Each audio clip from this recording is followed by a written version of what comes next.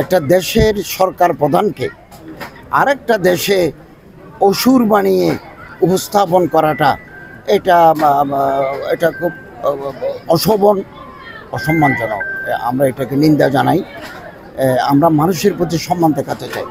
Political difference মানুষের ভিতরে থাকতে পারে, তর্ক বিতর্ক থাকতে পারে, কিন্তু একটা দেশের সরকার প্রধানকে বিকৃত করে অসুর বানিয়ে উপস্থাপন করা, অসুর তো ডেভিল, অসুর তো শয়তান, তো এরকমটা চিত্রায়িত করা এটা দুঃখজনক।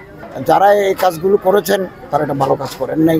এটা আমাদের মানুষের প্রতি মানুষের যে সম্মানবোধ এটা বিনষ্ট। সারা দেশে অত্যন্ত উৎসাহ উদ্দীপনা, ধর্মীয় ভাব গাম্ভীর্য নিয়ে সনাতন ধর্মের অনুসারীরা তাদের সর্ববৃহৎ ধর্মীয় উৎসব দুর্গা পূজা তারা উদযাপন করছে। এই পর্যন্ত আমাদের কাছে কোনো দুর্ঘটনার খবর, রিপোর্ট আমাদের কাছে আসে নাই। বাংলাদেশ সরকার সমস্ত প্রস্তুতি গ্রহণ করেছে এবং নিরাপত্তার সর্বোচ্চ ব্যবস্থা আমরা সরকার নিয়েছি এবং আমাদের গোয়েন্দা সংস্থা, প্রশাসন, জেলা, উপজেলা, র্যাব, পুলিশ, আনসার, গোয়েন্দা সংস্থারা মাঠে রয়েছেন। আমি নিজেও বেশ কয়েকটা টাকেশ্বরী মন্দির, কালকে আমি গেছি রামকৃষ্ণ মিশন, এর আগের দিন গেছি মিরপুর 2 পূজা অনুষ্ঠান, এর আগের দিন গেছি সিদ্ধেশ্বরী, কিছু বস্ত্রও বিতরণ করেছি, তাদের সাথে ওখানে ছিলাম, দেখেছি এবং অত্যন্ত শান্তিপূর্ণভাবে তারা উদযাপন করছে। গত বছরও আমরা শান্তিপূর্ণভাবে করেছি। ছোটোখাটো একটা বিচ্ছিন্ন ঘটনা সব জায়গায় ঘটে থাকে, এটা খুব উল্লেখযোগ্য নয়।